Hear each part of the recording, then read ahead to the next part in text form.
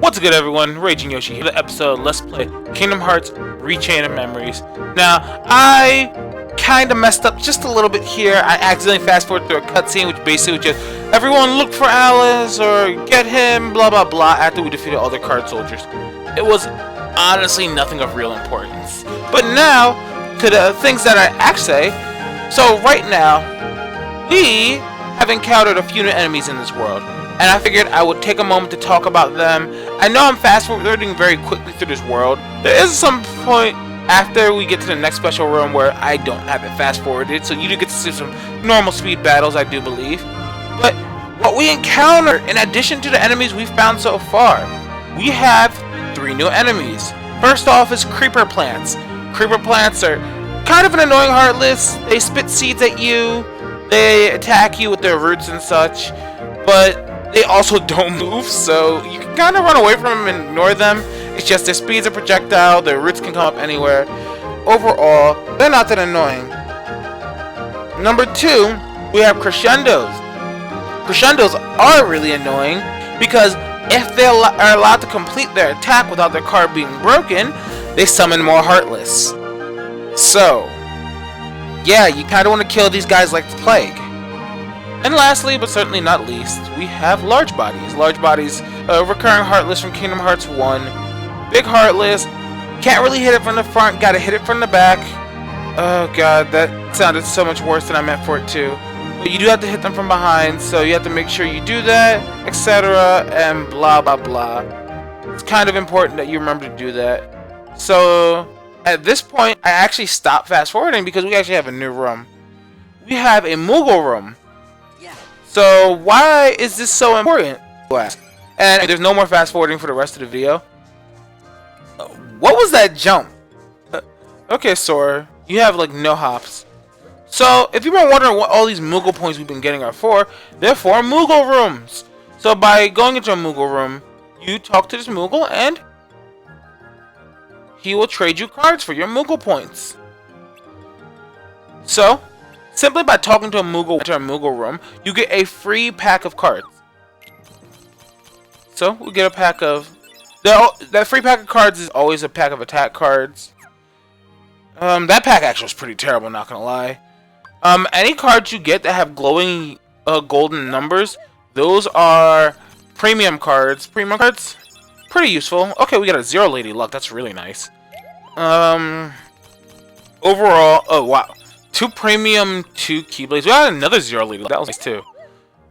Overall, the cards we get are important because they help us build decks. Now, if we have a bunch of bad cards, you see I'm getting a ton of really crappy cards. We can sell them to get Moogle points to buy more cards. However, this Moogle room will not restock. So, if we want to restock more cards, we need to... I just lost my train of thought. If we want to get more cards, we need to make another Moogle room. There we go. Hi, train of thought, I caught you. So, as you see, I'm also going to buy... They have 4 types of packs here. They have attack cards, magic cards, item cards, and variety packs. Variety packs give you a little bit of everything. I'm getting variety packs because the items are super useful and I want to get some good number of potions. We have a 8 fire. That's really good, actually. Getting item cards with solid numbers on them is really useful. And as you see, I kind of burned my Moogle points all the way down. Now, if you look at me, I'm going and selling cards. I basically sell everything numbers 1 through 4. Why do I do this? Because the way I play this game, those cards are actually completely and utterly useless to me. Now, there are times where 1s through 4s can be useful for rounding out certain packs and making sure you stay within the point limits to do certain slates. Because of the specific slates I use, this isn't useful to me. Also, I don't use a lot of enemy cards. You cannot sell boss enemy cards, but you can get enemy cards from fighting random enemies, and as you saw there, I have a shadow one. I don't even remember where I got that, but apparently I have one. And so you can use those to get yourself some more Moogle points. So, pretty useful there. This is the room we need to go to. I must say, this game's map system can get really convoluted because what it does is rooms can only be entered from certain ways. So if you're in a room, you're like, oh, well, this is next to where I need to go. I can go here. But the path that connects isn't a legal way you're allowed to pass through. So you have to sometimes loop around, find different pathways through. And it makes this really frustrating and annoying to deal with. That's kind of one of the big reasons why I'm fast forwarding a lot of the BS in these worlds. Because it's just so much stupidity. And I don't think it's really worth making you guys sit here and watch me, twiddle my thumbs while I'm just running around. I'm really losing my train of thought really quickly right now. But yes, no, we found Alice, and she's like, oh my god, are you actually the thief? And Sora's like, no, are you stupid? And Alice is like, yeah, kinda.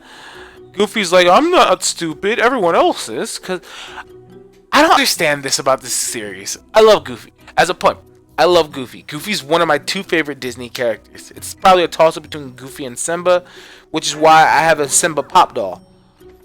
But, that being said, Goofy is not bright. If anything, Goofy's kinda stupid. Okay, no, Goofy's not stupid. I guess he's better put Goofy's naive and childlike at times. So that being said, why is Goofy the smartest member of the team? Between Sora and Goofy, why is Goofy the smart one? I don't understand this. I'm not okay with that. Like, I guess I just have to deal, but come on. I'm really not okay with that. Crap, but what was I gonna say? Blah, blah, blah. They're basically running from the Queen of Hearts right now, and Cheshire Cat's giving them hints. I'm not reading this because, I'll be honest, the story of this game is so trivial to me, or better put, the story of the individual worlds in this game are so trivial to me. Like, they're not rehashes of the same story from KH1, which I guess is good. But until the later worlds, the stories are so inconsequential. Like, I think the stories matter the most in, like, the last 3 worlds. And otherwise, it's just a load of bollocks. I know, I'm using, like, a British term. Oh, just a load of bollocks. It's a bunch of BS, honestly. And it's just stupid. Like, come on, son. Okay, I'm mad I just said that. But that being said, we have one room to go. We are right next. No, we are not right next to it. Okay, so that actually brings me up with something very nice to talk about. So thank you, game. So you'll notice there are 4, quote-unquote, 4 key rooms in a world, where you'll have 3, which are your key of beginnings, key of guidance, key of truth. And then there's one that needs a key called key of rewards. Key of rewards will randomly draw as a reward when playing Heartless, similar to map cards. And when you use a key of reward on that special door, you actually get special slates and special cards. Usually you'll get like a stronger Keyblade card, which the stronger Keyblade cards are really nice because it actually puts the imitation of Keyblades you can find throughout the world and buy from Moogle shops. But that being said, we must be on our way to the Key of Truth so that we can finish this world off. The first room of every world is known as the Unknown Room. It can be any room. It kind of gives you something. But that being said, we use our Key of Truth and we meet the requirements for this door. Red card to just throw a random red thing in there. We have a ton of those, so let's use this. And we use our Key of Guidance. Key of Truth to lead us to truth. And the truth being blah blah blah, things happen because the story of this world makes no sense. And I'll give you the brief synopsis of what's going on in another moment. Because just... I don't even know. Oh god, that yawn. I don't know what's going on with the story sometimes. But that being said, what else do I really want to talk about? Because I've kind of gotten most of the points that I really wanted to hit in this video. The story is kind of meh. Oh, the queen, oh, game's up. I'm going to get you for stealing my memory. And then, just like that, she doesn't know what she was doing because her memory just got stolen again. Dang, Sora, you work fast. See, maybe Sora is the thief and he just didn't know it. Plot twist. Shoot. That will make this game's story so much more entertaining. Like, I really think the story would be a lot more entertaining if that was like a real plot twist that happened. But that being said, we hear that music change, and we have another boss. Yes, since we used the key of truth once again, as I said previously, we enter a boss battle. And this time around, we are battling. I'm waiting for it. I always have to wait for this load screen. We're battling Trickmaster. Yes, sir. State the obvious. Trickmaster. This boss fight actually isn't too difficult. Unlike what I would say for Trickmaster in K1, which, especially your first time through, that fight was terrible. I've seen so many people get destroyed by that fight. And if you see Trickmaster's cards, he has a lot higher cards than we've seen so far at this point. So he threw an 8, that's a 6. We've usually seen a lot of like 5s and 6s and 7s. And he has zeros, which can be kind of scary to think about. Trickmaster has zeros. But so Trickmaster has these massively hitting hits that shake the entire ground. Sometimes when you hit Trickmaster with combo finishers, you will knock him to the ground, allowing you to get another quick combo on him regardless of the cards. Trickmaster will also try to break your table at points, so you have to be wary of that. I want to say it's if one of his attacks connects with the table, he'll break it, but that's not entirely true. If Trickmaster does destroy the table, though, the gimmick card for this fight will bring your table back for you. So make sure you use to break one of his cards and get your table back. And so with the double potions I have, you see this is the first time I've actually had to normally reload my deck. I'm not using slates because I see no point to. I'm pretty sure I've mentioned it when I talked about slates before, but you lose the first card of the slate every time you do it. So doing that too much, especially at this point in the game when we don't, it's sliding dash. Rip. That's the one bad part about slates, when you get slates when you don't want them. Yeah, you lose the first card of the slate permanently until you end the battle. So I guess that's not permanently, but you get what I meant. Getting sniped over there, but Trickmaster's pretty low. This fight's pretty simple. It's a lot easier than the KH1 variant of this fight. And that he's down. Now, while I'm on this subject, actually, these bosses scale as you go up the castle. So the way this game works with its bosses is they start based on what floor you make the world you're in is how strong the boss is. Also, we get a Trickmaster card. That's nice. Meaning, if you go higher up the castle and let's say like use Wonderland on this floor, but then another playthrough I use it on the last floor, Trickmaster will be immensely stronger because we're encountering him later in the castle. The game does scale your rooms like that, so you can't accidentally pick the hardest one and get destroyed. No, it's based off what floor you're on, not completely just what world you're on. So that being said, so here's the plot of this world. Blah blah blah, Alice is on trial for stealing the Queen's memory because the Queen of Hearts is like, I said you did it, so bitch you did it! If you're Alice in Wonderland, you know exactly what I'm talking about.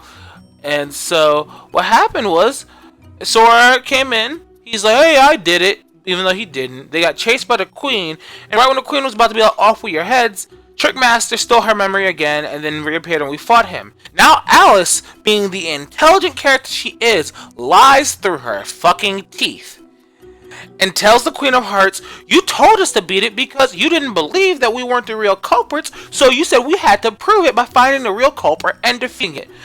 We all know the Queen of Hearts didn't do that, but I was just like, but don't you remember, Majesty? And the Queen of Hearts, being the more she is like, well, but of course I gave you that command, and you did splendidly. I hate this game's story so much. But you know what, Alice? Well played. She outwitted the nitwit.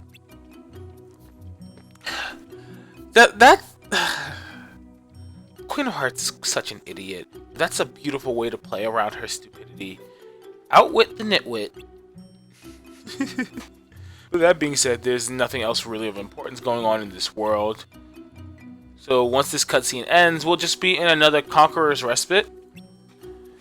And yeah, we got into another point in the story. We finished another world. Now, I'll be moving on to the next world and the next world in the next video. So, to that I say, I hope you guys have enjoyed this video. I know the cutscene is still going on, but all that's left is me running through the Conqueror's Respite, smacking everything to get Moogle points, and then saving the game. So, what I will say is, next episode, we will be going back into Castle Oblivion and traversing on our way to Floor 3. So, I hope you guys have enjoyed this at this point. If you had, do me a favor, leave a comment, a like, and please subscribe. See ya!